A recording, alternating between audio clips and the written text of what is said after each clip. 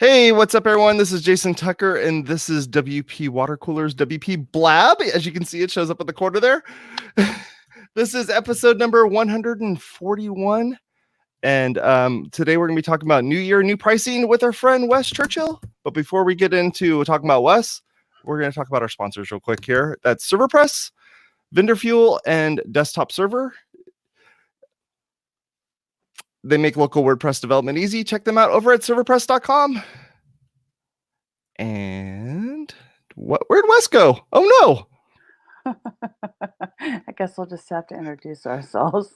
I guess so.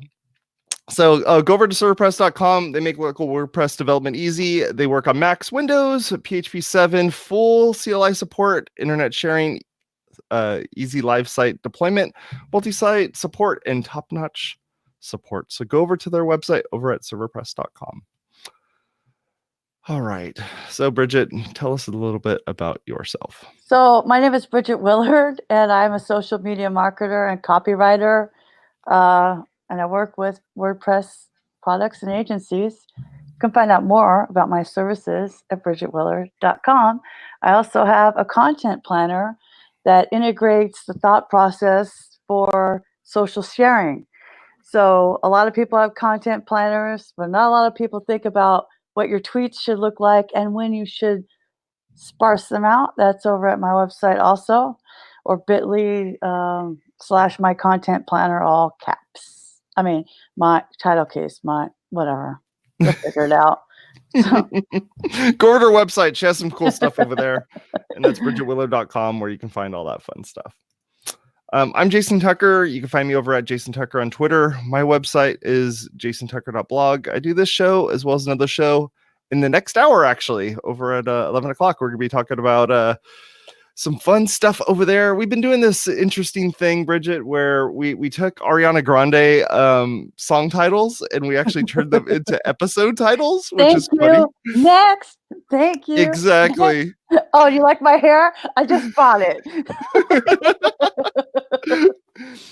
Yeah, so this week we're gonna be talking about the song title is Everything, and what it is talking about now that you've kind of broken up with your web host and you move to a new web host. So the first one was breaking up with your web host, I'm bored, and which was break up with your boyfriend, I'm bored, and the next one after that was we switched over to let's see here. That was the next one was Thank You Next. How to move your website to a new WordPress web host. And then lastly, we have the Everything, which is now that you moved over to a new web host, what are you going to do? So yeah, we have a lot of fun over there. So make sure you go over to our website at WPwatercooler.com, where you can learn all about the Grande method of moving to a new web host. Are you going to do Britney Spears after that? Oops, I did it again. Cowboy coding. Oh, we totally should. That'd be fun. Yeah. Oh, and the other one is like, you're so toxic. Why you should go to remote work and leave your corporate job. Oh, Bridget, I need you on the show. No, I mean, you can start a little pun thing. We could. Yeah. Do an entire year of puns. Oh, okay. So now we have Wes back because I'm telling you, I warned him he might be covered up by the ads. So he said, F this, I'm just going to drop out. That's something I would do. I would probably say F this. Sorry, Wes. It's right there. See? Wes, why don't you tell the audience a little bit about yourself and why you're wearing a van life shirt? Oh, man. There's so much to say. So in less than 2 minutes. Yes. Okay. There you go. You got to give me a limit. I'm an over talker. Yeah. So I'm Wes Chyrchel.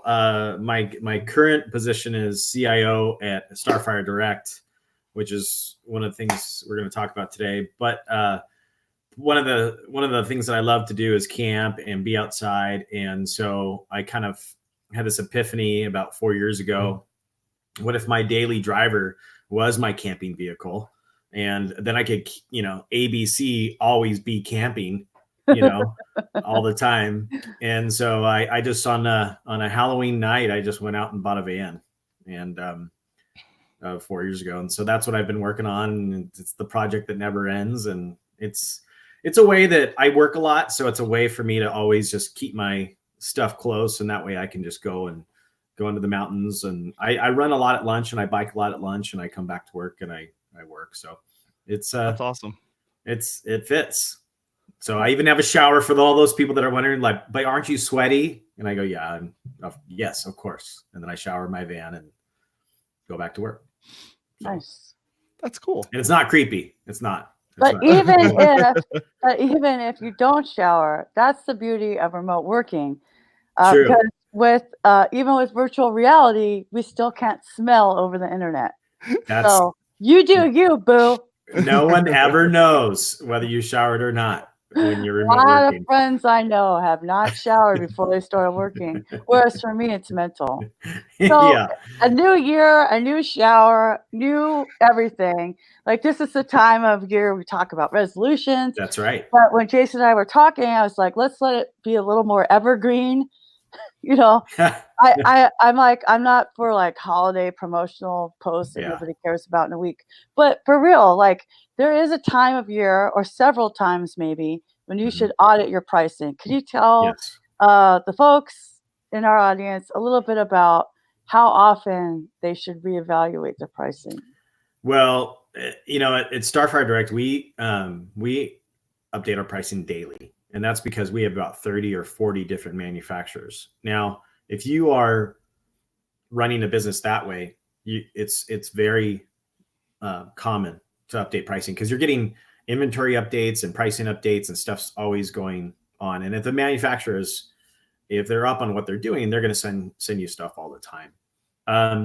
If you have a service-based business, it's always good to evaluate that at least a couple times a year because a lot of times your skills change. A lot can happen in 6 months. You might have additional services. You may find that, wow, my original assumption of how this service was going to work and the process for that turns out it's a lot harder. Or, maybe it was too big, too broad of a service and you want to break it up into multiple pieces. So that's sometimes your price can actually go down. You may say, oh, now I can spread this out or a lot of my customers are just asking for this piece. Maybe I'll just do that and I'll kind of spread my services out and make them a little bit easier. And sometimes that's good because you can sell more of that little small piece than the big chunk. And you can actually make more business that way, kind of a volume thing. Yeah. That makes sense. Yeah. What about when it comes to pricing the because we're essentially going to be talking about two different things here. One's going to be services industry and that sort of thing, and the other one's going to be the e-commerce side of things, which I don't have a whole lot to do with e-commerce, but I'm super interested in how the e-commerce side of it works. Let's dive into e-commerce real quick, and we'll kind of focus on that, and then we can switch back over to doing the services side. So you have a bunch of products, you're selling them, you've been selling them for a certain price, and those prices may or may not be going great. You probably have a lot of analytics that you could look at to determine whether or not those prices are working good. I'd imagine you can probably go look at your competitors. You don't have to go send people out into the field to go into like the local Home Depots or whatever to find what the prices are. All this stuff's on the internet now. I'd imagine that there's plenty of ways of being able to scrape that data, look at it, figure out what other people are doing, match up SKUs, figure out what the pricing is, and then kind of run from there. What should people be doing when they're looking at the pricing of their products, and how should they be kind of approaching that? Well, most pricing, a lot of people, pricing is just numbers. And a lot of people, what they get in trouble with is I see the majority of people pricing their products wrong because they don't understand the level of labor and time it takes to work on their pricing. So whether I'm pricing services or products, I always start the same way. I start backwards. How much do you need to make per month? In larger companies, this is basically a budget. How much do we need to make to pay all of our expenses and still have money left over for incidentals and emergencies and stuff like that? So that's a good solid number that you have that you can rely on, and you can say, okay, this is what we need to make. And then you sort of work backwards from there. I think, remember, everything has a cost. The obvious ones are cost of the item, cost of the shipping the item, and then tax. Those are obvious almost every product. So many people now are competing with Amazon and they're giving free shipping. So it's kind of built into the price of the product. You have to absorb that somehow. Hidden costs also include advertising the item, labor and preparing the item to put on the site. What's your process for returning the item? Who's doing that? That's time. Software costs. What's the software that you're using every day? Hosting costs, storage costs. So if you carry an inventory where you basically have square feet for that item or those items. Maintaining the items, inventory of the item. It's managing inventories. Inventories fluctuate daily. Managing product reviews and customer reviews. A lot of e-commerce companies really rely on customer reviews, and that's almost a way that you're communicating with your customers. Updating product descriptions, updating images. We are constantly, we're finding that customers aren't reading anymore. They want to see they want to see the image, they want to see the video. So we try to get as much of that product that we can take. We even built our own photo studio to just take photos and videos of products, because people want to see every inch. I mean, they want to see the bottom of the cup. They want to see the top of the cup. They want to, how is this handle shaped? They want to see you have to simulate that experience that you have in a store. Yeah, but you virtually. You can't grab it. You can't pick it up and touch it. And so it's like, well, how do you do that? And that means that. And we all know that the first rule of sales is put the product in their hands. Yes. Yeah. Right.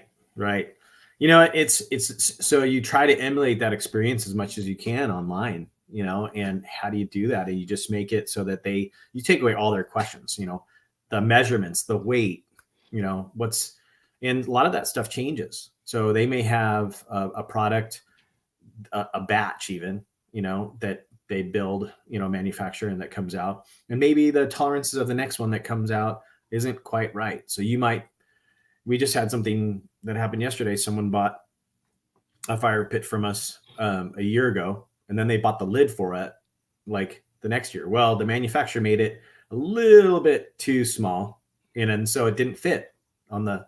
So we went back to them and said, "Hey, you guys didn't make it right." And they're like, no, it was fine. And so just with the finish that they put on it and maybe some imperfections, that the lid just didn't fit where it needed to be. So little things like that just really make a difference for a customer. And so now it creates a whole new situation, because now you have a return. And so now that affects your profit. So little by little, if you don't have enough room, slowly but surely that profit goes down and down and down. And that's the thing, I think, with all the hidden costs, those have to be built in the price. For example, if you're doing PPC, then your cost is the actual cost of the click that Google is charging you, and the cost of the team that's managing your PPC campaign. So that comes off.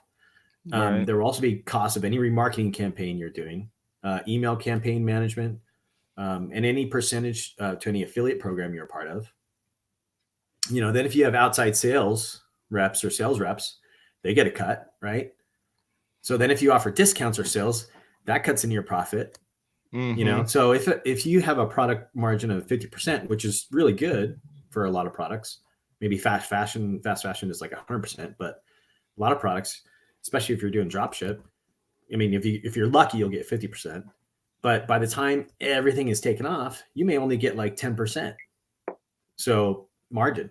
Net. And so you kind of go, right. So you kind of go, okay, so this is our business, and there's many, many huge retail. And you think, I think grocery stores are infamous for operating on low margins. Yeah. So in the single digits.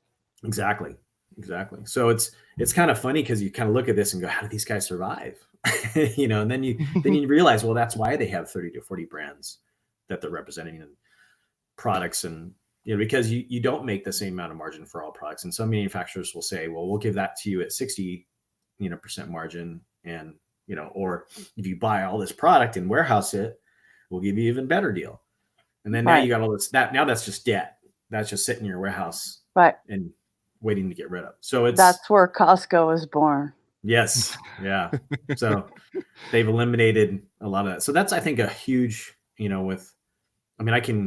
all those little things, with pricing. I think there's so many people that we had a small business that I did a website 4 years ago, and they built their pricing. It was a small business, and they just had baby products, and so they had them all manufactured from scratch, the whole thing. They had 3 pallets of these products made and sitting in their garage, and they had all the pricing. They put it out there, and they were going, and they just realized that they didn't account for sales reps because they wanted to hire somebody to sell their product. So the sales reps, they wanted 20%.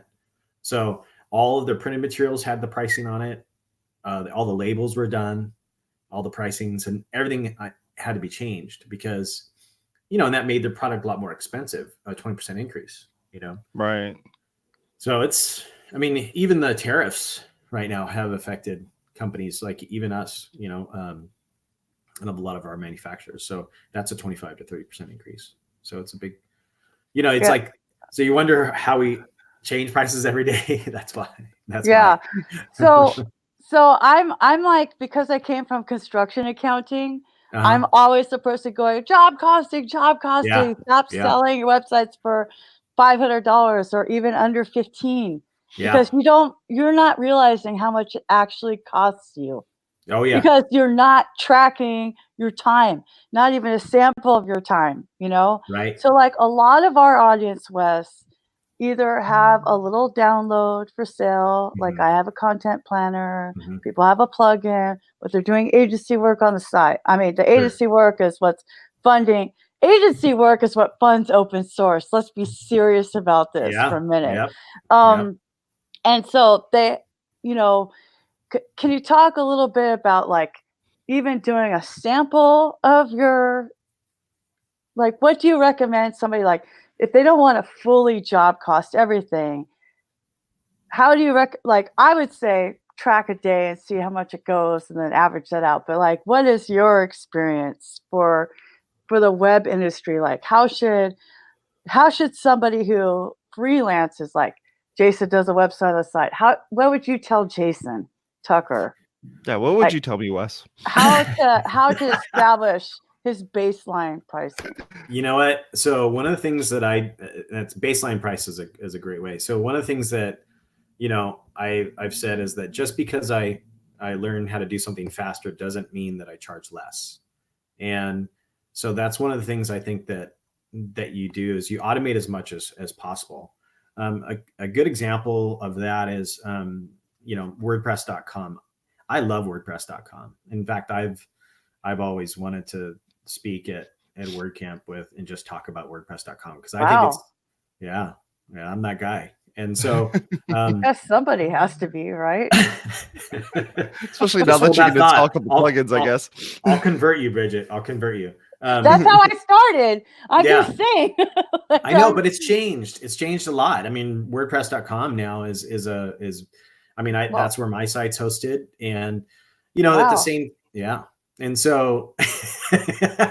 Okay. Well, I always said they were a hosting company, but continue. Well, the thing is, let's not digress on that yet. Tell Jason how to do his pricing. So one of the things, like again, it goes back to how much you want to make, right? So if what are your bills? So if let's say, and I think I've talked about this at some WordCamps in the past, but if I want to make 10 grand a month, and I say this is and I did that. That's this. I'm telling you exactly what I did. So I said I want to make 10 grand a month because that's and how many websites do I need to build to be able to do that, and what's realistic, and what types of websites do I need to build that are realistic. So you have your long-term projects and your short-term projects. So you build those out into different types of services. So I'd always have a kind of a basic, and some people do it by pages, like a 5 to 10 page website. And I'd say, okay, well, I can crank out a 5 to 10 page website for like $2,500. And that seems like a nice, well-rounded price. Maybe like something that's a little bit more advanced with a lot more features, I could do that for about $5 grand. And anything that's even, a little bit more than that, more custom design, more custom features, maybe even an e-commerce component that could start at 10. And so, at the same time, those are those prices. And then you have to break things down by features. you have to create, when you're doing your business and building websites, you have to convey overwhelming value. People have to feel that they're getting a really good deal, because the fact of the matter is they're going to see that $2,500 or the $5,000 or the $10,000. And I would always tell people starting at, and I would put those numbers on my site. I would say this is where things are starting, because that's also a pre-qualifier, because they're not going to, if they see those prices, then they're not going to call. If that's not in the wheelhouse or in the ballpark, then they're not going to call you. So that's better for you. Some people think that they shouldn't do that, but at the same time, the likelihood that most people are going to look at the prices and not call you, that's not really how you're going to get your customers. Your customers are going to really be in, you being out there and talking to them and shaking hands and kissing babies. So that's how that's done. Overwhelming value. Yeah, I like that. I like that idea of conveying overwhelming value, because you've already sold them on the fact that you're going to do the work for them. Yeah. But now you need to make sure that the value that you're providing them is above and beyond. It is overwhelming. So that's cool. And I guess that even comes down to pricing products as well, because if the product you buy the thing for $3 and you're going to sell it for $30, man, you better be conveying the overwhelming value right there, because that product, because of the fact that it takes you to ship it in, repackage it, get it together, list it on the site, take pictures of it, get all those people, like it's just money that's being spent to sell that $3 item for $30. Well, people can, with the internet, just like you said in the beginning of the show, I mean, people can comparison shop way better than ever. I mean, within minutes, they can go, well, this is almost like it's exactly the same. Why don't I buy this? And so then it becomes either, if you just have a few products, now essentially how do you really sell? I mean, if you sell water, how do you convey? So eventually at that point, it becomes a lifestyle brand. And now you're conveying, right. No, seriously, at Rouse, I just bought artisan water. Okay. Because it's in a square bottle like Fiji, but I didn't want to spend the money on Fiji, but I know I like Fiji. Your skin looks great, by the you. way. And it's probably from drinking that water. Artisan water and makeup and cosmetics. But here's the thing. It's like they got me, and I know the tricks. I know the tricks, and they got me. You know what they say, that the best person to sell is a salesman, because they totally believe it, right? I know, we're so cool. So like I've heard Nathan Alate talk a lot. I've seen him at WordCamps a lot. Just in my travels, he's agency of one. Actually, we should grab him on the show one day, Mr. Tucker. But he, when I first heard him, he was talking about dating and pricing, and his big thing was price anchoring at WordCamp LA, right? So, can you talk a little bit, because people have said that to me, like, oh, this one price is way too high. I'm like, that's fine. I'm doing the price anchoring thing. What I really want is people to get this middle package. Can you tell us a little bit about, for the service-based industries, people who are building websites, doing hosting and maintenance, what's your recommendation on the pricing plans? How many should they have? That kind of thing. Sure. I think, well, it's back in the, and so the way, and I still do this, but I always give different options for people. And it's kind of like back in the days of when you do design, you don't show them the design that you don't like, because that's the one they'll pick, and it happens again and again and again. And it's just amazing. And you're like, damn it, I can't believe it happened. And you go, it happened again. And you go, I really don't like that blue or orange color, and that's we love it. And you're like, oh no. So really you have to like what you do. So if you build the package and make it look more attractive, a lot of times, you see sites that'll say, most common, or they call it out. And offering multiple options for different reasons is fine, because you're going to have different, a good healthy month for a developer is to have a different types of work. You have your long-term work and your short-term work. So you're going to want those quick turnarounds to help with cash flow. So if it goes back to, you know, that 5 to 10 page site. And I don't necessarily like to always use pages, but I would always use ranges, you know, Sure. Right. because it's always, and I would always tell people it's also, you know, feature creep, you know. So it's like you want to put down the features and then say, this is what's included, and it's, you know, but it's within this range. And then you can also say, hey, you know, but look at all the stuff you're going to get, because the majority of customers, they're going to look for that checkoff list. And if you sort of include, if you already know, I mean, we already know all the stuff that customers want pretty much. If you've been doing this enough, you already know that, okay, they're going to want the cool banner. They're going to want the blog. They're going to want, you know, some sort of area where either they can post in news or information. They're going to want a way to buy or contact, you know.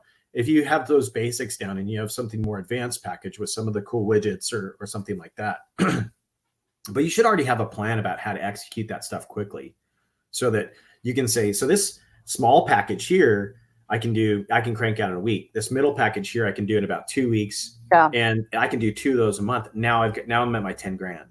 Okay. You know? So you're deciding how much you could do based upon the package, and then you know how much long it takes you.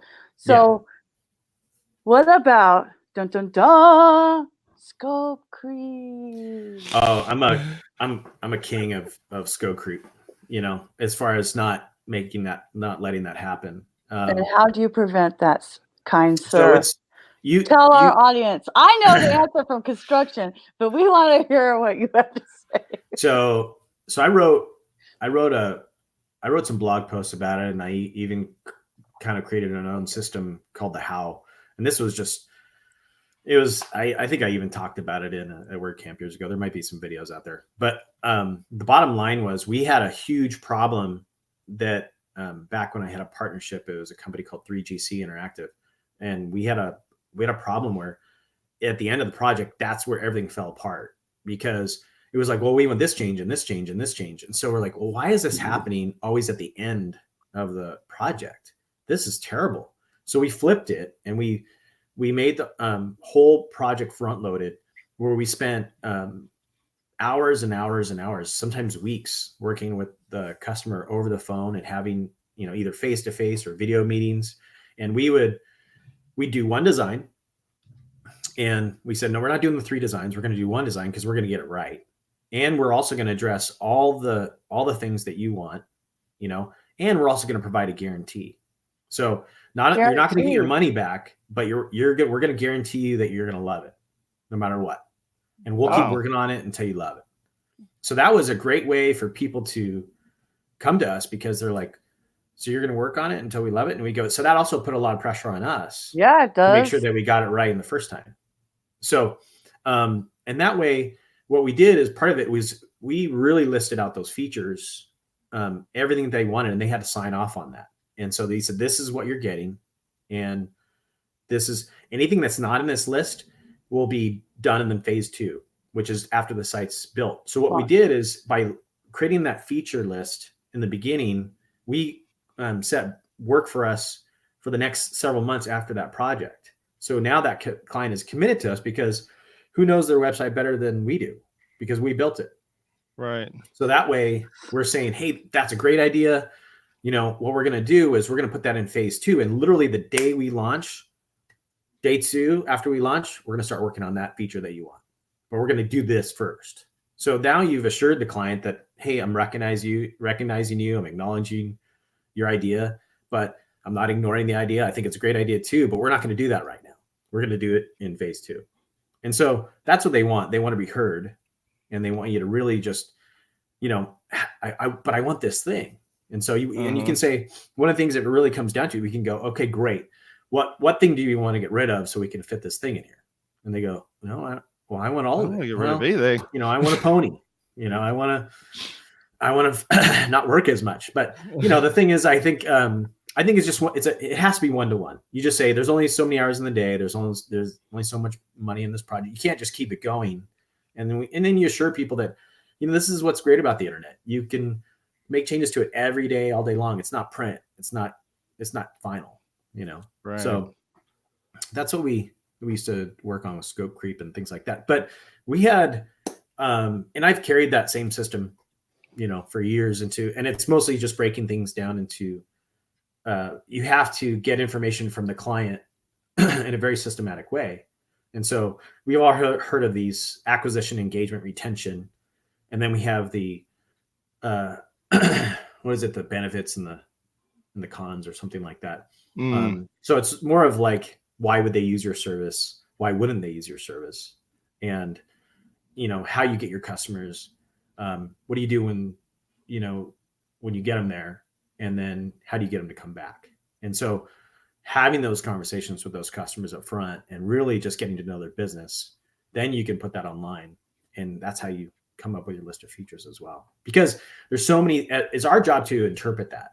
They don't, they know their business. They don't know how to put their business online. Right. Yeah. Do you mind if I take a quick break here? And I want to talk about putting something online real fast here. Sure. So I'm going to talk about Kinsta real quick. And Kinsta is a web hosting company that's awesome. I've actually had many people come on the show here that have talked about using Kinsta for their web hosting. If you're tired of unreliable or slow web hosting, check out Kinsta.com, who makes managed WordPress hosting to the next level. Powered by Google Cloud, all of their plans include PHP 7.3, SSH access for developers, one-click staging area, 20 global data centers, free SSL, free CDN, and 24/7 expert support. And they'll also migrate your website free of charge. And if you haven't gone over to their website and actually looked at their blog, they actually have a really great blog. And just recently they did a post called "Doing the Imaginable: Kinsta is boosting performance for everyone up to 200%." If you go over to our website over at kinsta.com/blog, you can learn about that particular post and all the other posts that they had going on over there. They do e-commerce stuff. They do all sorts of fun things over there. And if you haven't gone over to kinsta.com, you should definitely go take a look at them. Thank you very much, Kinsta, for helping us out on this show. That was legit. So in one word, your approach to scope creep is prevention. Correct. Okay. Yes. Yeah. Boom. It's just sort of, you're all, wow, that's it, Wes? Really? Like there's no gimmick? I'm with you on that. No. And you learn that the hard way. But I just want some clarity for the online family. And I believe in preventative everything. But I know that Jason is dying to ask questions, and I've been just so too eager. Hey, Bridget, you know what? I just got to say something real quick. It's so funny because I've always talked about the building industry. There's a lot of parallels between the building industry and web development. It makes totally sense now that I've learned that about you. It's just, that's why you're so great. I was like, that makes sense. So yeah, it's all about relationships and scope of work and change orders. And collecting your progress payments. Oh yes, I talked about. I would use the metaphor for building all the time. I'm like, if you want to add another room, that's more expensive, right? Come on. Yes, and we can do that. Yes, and yes, and Jason Tucker has questions. God, I hate the mirroring. I know, right? Well, I was trying to think of a parallel for scope creep for product pricing. And what can you think of one? Like, what would be the thing where I guess it'd be more of the competitive pricing piece to it, where if you were to go onto another website and look for the same product that's on price matching. Yeah.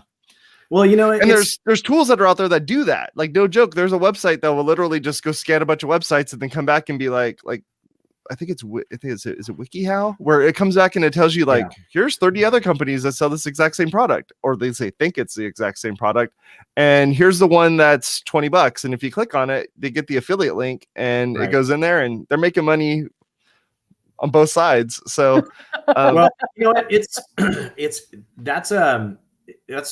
I think that goes with whether you're doing a services-based business or whether you're doing a retail business. If you are constantly checking out the price of the competition, it's just a race to the bottom. So you can't do that. You really have to.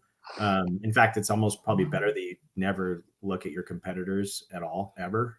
So is that more of like making sure that you have good value adds that are in place to kind of entice somebody to want to pick you versus somebody else? Yeah, I think it's one of those things where people, that relationship still happens no matter what. I think Right. that customers still want that connection, Yeah. they want to feel like your site is your storefront, right? I mean, they want to, there's no, it's just like banks. And here we go into the building metaphors again, right? Like when you go to a bank, you see that the building is, the building is very stout, right? Like, oh, that looks like a place I want to put my money. That's by design. So you really want to make sure that your store looks good. You want to offer a lot of information. People have a lot of questions. We're not the cheapest. I mean, we sell $10,000 fire pits. I mean, so if people are going to buy a fire pit from us, that's, this is hand hewn copper and, blah, blah, blah, blah, blah. Not and a it's got bunch of rocks in your backyard. Yeah, no, this isn't camping. This is total glamping. It's the opposite of van life. But you sure are a paradox wrapped in an enigma. Right. So I think the thing is, one of the things that as far as comparing pricing, you have to be careful about doing that because we don't really fall into that model because we have so many products that are expensive. So at that point, people are going to look for quality. That really needs to be conveyed. It's like, okay, well, if I'm going to buy from you, I mean, this thing looks exactly the same. Why are you different? So you really have to give that information. Video, there's no question. Video is a big part of e-commerce these days. Yeah. People want to see it. And there's nothing that conveys emotion, sensory perception, and touch and stuff better than video. I mean, especially if you add music to it. I mean, now it feels like you're there, Yeah, I've found that a lot when shopping for purses because you don't really get how big it is in comparison to your body. But also, if this is kind of goes back to your audience, right? So I learned when I was working part-time in the travel industry that the luxury travelers, they don't get sucked in by all-inclusive. In fact, they don't want to go to all-inclusive because that's where the middle class goes. Yep. I mean, those are the people, the luxury people are the ones that are going to the Brando for $4,000 a night, which is a private island owned by Marlon Brando in Tahiti, which I would love to go to by the time I'm 50, but I don't think I'll have the $20,000 to do it. So, but I got to have goals, right? Smart, actionable, measurable, achievable goals. But like those, so you could, and I made that mistake because I didn't understand that when I was doing the marketing for them. And she's like, oh no, Brigitte, they will not go to all inclusive. They do not do cruises. They do yachts. Right. So that's the people that's going to spend $10,000 on a fire pit. Yeah, our market is a little bit older. The people that have that just boomers. The boomers. Okay, boomer. No, it's one of those things to kind of answer, Jason, your question and to piggyback on what you were saying, Bridget. I think the thing is that our customer base, they're older and they're going to start on their phone. We found that most of them are starting on their phone, and then when they're making that big purchase and they're spending the $10,000 to $14,000, they're going to the site, which is kind of funny, but that's the sort of that path. And they just don't feel that they want to drop 10 grand by pressing the the payment button on the phone. So one of the things is we found as far as that scope creep in products, that happens when we have a product that we have at a certain price, and then it turns out that there's outside forces or outside costs that we didn't anticipate. So for example, we have some products, and typically when we ship a heavy fire pit or something like that, something that's big, we'll do a curbside delivery with an LTL truck. Well, and shipping prices constantly fluctuate. So you might have, and it's all based on weight. So you might have something that one week it's $200 to ship, another week it's $250 to ship. So that means you have to have enough padding in your price to absorb that and still make money. So then what ends up happening is we've had some things where all of a sudden that scope escalates for that product, or someone says, well, that was heavy. And then, or the trucking company says, well, we'll only take it so far, we'll take it. And then you have to have another company pick it up from that company and deliver it that last mile. So there's things like that are sometimes outside of the services and that you anticipated. Or you find something that's so heavy, a curbside delivery isn't possible. And then you need to have like a hand truck or something like that, or even a dolly or a forklift, deliver it like the next and offer a white glove service. So that's something that, as far as scope creep on product pricing, that we encounter for sure. Yeah. Which means that you need to really explain to the people that are buying this thing what it is that they're buying. Yes. They're not buying the final product that's sitting in their backyard with all the lights around it and all of the electrical hooked up to it and all the gas that's all connected to it. Yes. What they're buying is essentially all the components that make up that thing. Right. That is just gonna show up on their front porch, and then they go like, "What am I supposed to do with this now?" Well, yeah, this doesn't look like that lifestyle picture with all those people sitting around it enjoying steaks. I mean, it looks like a bunch of boxes that are sitting in my front yard now that I got to figure out what to do. Yeah. And how, I'm not a plumber. That's one of the things that people underestimate about our products, is because, it's either natural gas or propane for a lot of the products. And people go, wait, I got to hook this up. Yeah. It's not a bunch of rocks in your backyard, you weirdos. Yeah. And people every day, every day. So that might be a good thing to talk about a little bit. Is the fact that when you're going through and looking at the descriptions that you have and all of the extra little boxes that are around that thing that you're selling, whether it be products or services, that you're going to describe to them the types of things that are involved. And there's going to be some check boxes. There's going to be some really big prices for things where it's like, do you want the white glove service? Well, this is what this is going to be. Is it this? Then you need this. And you also need to go back to, your customer service people or your sales folks and say, like, what is this page not doing for you? Like, what can I do to fix this thing? And I've been doing that. I work at a church. At a church. We don't sell anything. But what we want to make sure. Yes, you do. That's another podcast. What I want to do is I want to make sure that those pages that we're providing for, the ministries that we have at our church are conveying the information that they absolutely need. And so, which means that I need to show them the previous pages that we provided them in previous years, because, this is like a calendar year type thing. Hey, by the way, this is what you did last year. This is what you need to do this year. And also all these other things have changed. So you need to make sure that your copy explains all that stuff.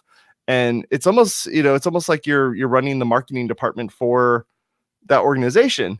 And that's where you should get into having your marketing department actually involved in the pages themselves that are being used. So that way, when the sales folks are talking about how to sell it, the customer service folks are talking about how to support the thing that's happening. And then you have the people that ultimately are going to be installing it. Talk to all those people and figure out, like, did we convey the right information up front?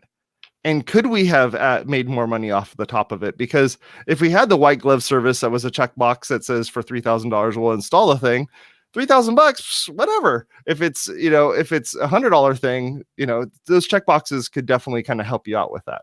But I think you really need to talk to the people that are on the ground and ask them, did our page actually do what it was supposed to do? It's just like you said, you may not be accepting a payment, Jason, but you're doing a transaction. Right? Oh yeah. Butts and seats. Yep. Yeah. So, I mean, what's funny is all of that sounds great. And all of that's very, very logical. And so you do that on a page of a website and you go, here, step 1, step 2, step 3. And there's still going to be someone that goes from step 1 to try and go step 5. And they go, I don't know what happened. It doesn't work. Your website sucks, Right. And you go, But that's where the unit testing and just testing in general of how's the user experience going to be, and making sure that all that works correctly. Because we even have a sponsor on the show here that talks about e-commerce stuff. Not all e-commerce solutions are the same. No, and not all e-commerce solutions. You can't just take like WooCommerce and be like, all right, WooCommerce, we're throwing all of our stuff in here and we're going to sell services based stuff with WooCommerce. I don't know if that's going to work or not. And you're going to have to kind of look through that and figure out whether or not, if you're going to have to spend $10,000 on a series of plugins and a bunch of, kind of changes to get it to work correctly or not. Or if you just go buy a thing that's made for services, then it's going to work better because it's made You for know, that. we've done all the tools, we've done everything, we've done the unit testing, and at the end of the day, what really comes down to it is just talking to your customer and seeing what works for them. Right. Yeah. And At the end of the day, that's it. following your departments. You know, I can tell everybody, and I apologize, if you want to save yourself some money, go talk to your customers first before you buy all that software. Yeah. Yeah. Really. So It's true. yeah. I mean, if people want to pay you, you don't want to make it complicated. But Yeah. it's Tooler Tip of the Week time. Yay! Woo-hoo! This week, Tooler Tip of the Week is brought to you by Vendor Fuel. Vendor Fuel is a next generation shopping cart plugin that will ignite your e-commerce. Built with Angular with a Laravel backend, Vendor Fuel lets you keep your customers on your website for the entire checkout experience. Start with a free 90-day trial or sign up for their 5 products for life plan at vendorfuel.com. That's vendorfuel.com. So I will start with my Tooler Tip of the Week, which I actually have one. So Watch out. I know mine are always all over the place, but my life is all over the place. And when your life is feeling like it's all over the place and your local friend group isn't an ideal place to talk about what's going on with your life, I got a great recommendation from my friend Bram Baumgartner. Oh my God, I just totally, whatever. I'm sorry, friend. I'm sorry I messed up your name. That's the problem with only talking to people on Twitter. You just read, you don't even know how to pronunciate it, right? I have no idea how to pronounce his name, but I really appreciate him. This tip is wobot.io. Woe as in woe is me. WOEBOT.io. And it sounds pretty radical, but I've been using it for the last 10 days. And it's so cool because at the end of the day, well, that's when I have it set up. It'll send me a notification and go, hey, it's Wobot. You want to check in? He's like a little robot. It uses artificial intelligence. How are you doing today? And I'll be like, and then sometimes it has a thing where you just, it's on your phone. Like you can just type in stuff and it'll say, oh, I see. Are you feeling lonely today, Bridget? And I'll be like, yes, no. It'll have little buttons to press. And it goes, would you like to talk about it further? And then it'll go, yes, tell me more, or maybe later. And then it starts telling you stuff like it starts educating. And I was a psych. I had an emphasis in psychology. I was going to be a Dr. Willard, but whatever. I didn't do it. And so like for me, this is like, okay, I know what's going on like technology wise, but at the same time, it's like what we were talking about earlier. I bought the Odyssean water. Like maybe it's placebo, maybe it's not, but it's super cathartic. It has all these like tools, but I use the Headspace ones like I talked about in an earlier episode. So what it does is like it's asked you and it'll start talking to you about changing your thinking or overgeneralization. It's based on cognitive behavioral therapy, CBT, not CBD, CBT. And then you go through and it'll say things and it'll educate you and they'll say, what do you think about our chat? And you go up or down. It says good night, Wobot. And it's so funny because even though I know it isn't real, I know it's artificial intelligence. It feels so much better because I'm not like I have a pen and a paper. I take notes like during our episode, but I'm not like, dear diary, today effing sucked, and this is why X, Y, 10, 15.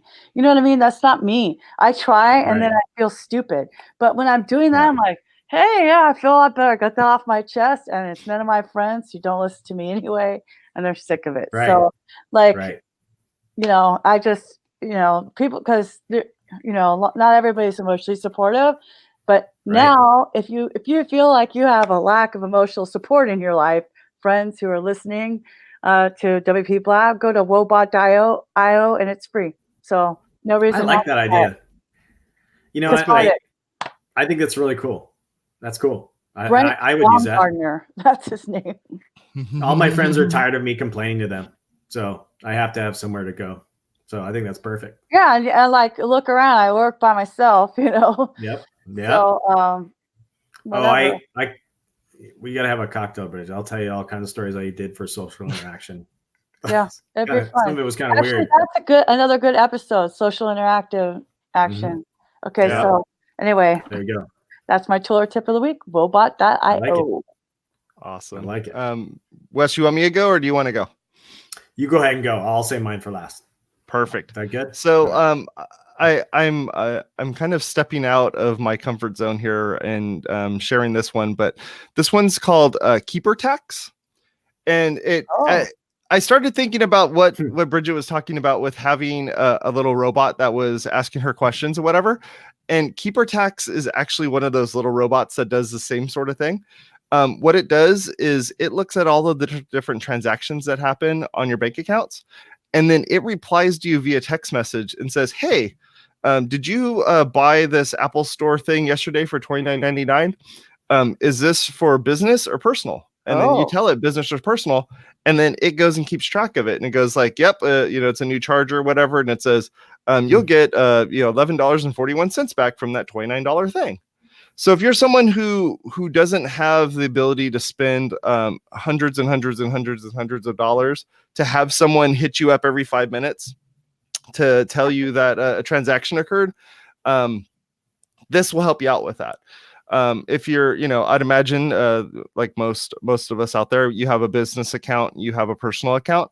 All the personal account stuff is personal stuff. All the business stuff's business stuff. But when you have those lean months where something happens and you have to spend it out of your personal account, what this thing does is it comes to me and says like, hey, that thing that you just bought from Apple, it was a $12 item. Was that personal or was that business? It takes care of that for me. It goes and says like, all right, here you go.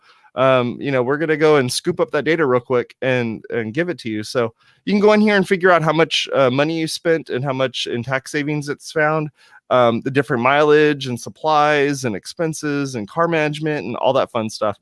The product itself is it's free for 30 days if you want to try it out. I tried it out for 30 days and I was like, this is pretty cool. Like it's asking me all the right questions. And it kind of figures out your patterns. So it's like, oh, well, he's spending this money on this. He's spending this money on that. Or every time I go to, go fill up my car, that's probably a business expense now. So it's like, it's figuring that out and then kind of working through that. That is so rad. Yeah, it's really neat. It's $12 a month. They'll even do your tax filings for $89 because of the fact that they've kind of have all that stuff together. They'll be able to kind of manage that and run with it. But I'm going to give this a try. And I've been doing this for this last year and it works pretty good. And I'm super excited to check it out. And for someone who doesn't do agency work or anything like that, but rather I still have all these other businesses that I'm running, it makes sense to give this a shot and see if it's going to work out for me. So yeah, go over, check them out over at keepertax.com. And they send you text messages and it just says like, little emojis. It has all the things that it's like, hey, this is a computer expense. You just bought a computer. That is so cool. Yeah, it's pretty neat. So go check them out. I think that's great. As a person that's been audited 3 times, I can. I think that you should do a show on that. I'm taking notes. Yeah, no, you just want to hang out with us again. You just give us. Oh my gosh, it's been a while since I've talked to all you guys. A lot of stuff has been going on. How to prepare for an IRS tax audit with Wes Chyrchel. Oh my gosh, it first comes fear, then comes anger. Then comes despair, emotional distress, denial. Well, besides your tax auditing tips, what tool or tip of the week do you have for us? Well, you know what? I wanted to continue the theme, and I do have some tips, and I think they're valuable because this past year we've learned a lot of lessons, and our goal at Starfire Direct is really trying to streamline everything, and so we're big fans of just breaking everything apart and rebuilding it back again, and breaking it and rebuilding it, and so. I thought just some of our top big money savers, I think that might help some people. If you're doing any sort of drop shipping, don't be afraid to go back to your manufacturers or people that you're buying your products from and renegotiate. So one of the things that we found is, especially if you're doing advertising, it occurred to us that we're advertising their products. Yeah. Well, that doesn't make sense. And, so we're buying their products and then we're paying to advertise their products. And so wait, shouldn't we get a credit? Because that's just reinforcing their brand. Right. So we went back to them and we tallied up all of our products, all of our money we spent on advertising. We said, well, we want a credit back with you guys. And so a lot of manufacturers worked with us on that. So that worked out great. The other one is also basically we started keeping track of the brands that have the most problems. And so we use that as a credit, because when we started getting returns for a lot of those products, we went back to the brands and say, your product sucks. We keep having problems with your products. Like, we need to give it credit, because now we're actually figuring out all the problems of your products and we're supporting your products when you guys should be doing this. So we need to credit back. And so that worked as well too. And the last thing for the services, well, two more. Last thing one of the things for the service business is that I can't emphasize enough is really going back to your and communicating with your customers. And you're trying to create that long-term relationship with your service-based customers, but really take the time out and build it into your program about saying, okay, we're going to talk, that your site's live and stuff, and we're going to talk back in like 2 or 3 months. Usually I would do probably like a 30, 60, 90 day kind of post, getting back to them and set up a post meeting just to see how everything's working. And that was sort of part of our guarantee, is that we would say, hey, we're going to come back and work with you. And then at the same time, there's always those, oh, we should have done this or we should have done that. And then what that ends up happening is you just get more work from that. And that way, when you build it into the service of your delivery of your product or your service, it's automatically built in. The last thing is that we found out we were advertising in all 50 states. And we found that only 14 states was our biggest states. So we stopped advertising in all and just focused that budget just on the top 14 states. And that saved us a lot of money and made us a lot more money. So really look at your analytics and see where people are buying. Yeah. That's I know interesting. it sounds simple, I didn't know, even think sometimes you about actually the have to fact do it. that you would not advertise in places that you're not getting people from. So if you're seeing absolutely zero return on that, then you should just stop doing it for that. Yeah, People even if it's just a wash. Going to buy that, but it's Yeah. a waste of money. Because now you're shipping, now you're paying to ship there, and you're doing all that stuff. So if you're breaking even, it's not worth it. Right. Yeah. And your competitor may be based out of that area. Right. Or they may have a manufacturer that services that better than your manufacturer. So Right. you just don't know. That makes so much sense. Yeah. I wish we had this episode before I wrote that blog post for my client. Maybe it's part 2. You see, I'm not stupid. Like, I'm taking notes. No, I know. Well, hey, Bridget, you can always get a hold of me. You can ping me anytime. I love talking. I've given you all a hard time, but also it's true. So that was amazing. I'm so glad that you came on our show, and wow. Well, it was great to be here. Wealth of information, and the hour of course, granted, we have like less than 2 minutes left, but right. If you want to tell somebody, like, number one thing as a WordPress developer that you wish you had known 10 years ago, number one, it has to be your best advice for the people who actually stayed on the show this long. Yeah. Well, you know what? The biggest thing is you have to believe. Every day when you wake up, so many people, I was actually my blog posts for this next week was, there's at the end of the day, sometimes you get really worried about, and I think I've written a blog post about this in the past, but when you run your own race and you believe in yourself and you believe in your own skills and abilities, if you know how to build a website and you know how to build it from beginning to finish, you're doing it right. You're there. And so a lot of times we get really insecure, and sometimes it's a little thing that someone says, or maybe you watch a video of someone really killing it and it was a good video and you're like, wow, my video didn't look like that. Maybe I need to have a video better. But you know what, if you really believe in yourself, or maybe it's you wake up and you go, look at my bank account, it's not doing that great. How am I going to make more money? And you really just have to trust in yourself. One of the best things I ever did was really learn how to make money. And how I made money was to give you an example. I have a reminder on my phone that says $7.06, and that was my bank account that I several years ago that one day I woke up and that was in my bank account, and I freaked out, and I was like, holy shit, what am I going to do? And to me, it was just really focusing on my abilities and knowing that and my skills and believing in myself that I could change that. So Dude, that needs to be an ebook, and that's the Yeah. title, $7.06. Yeah. How to motivate yourself into getting your business in gear by Wes Chyrchel. Yeah. You're- Well, we That's a can work great on that title. together. Sounds good. All right.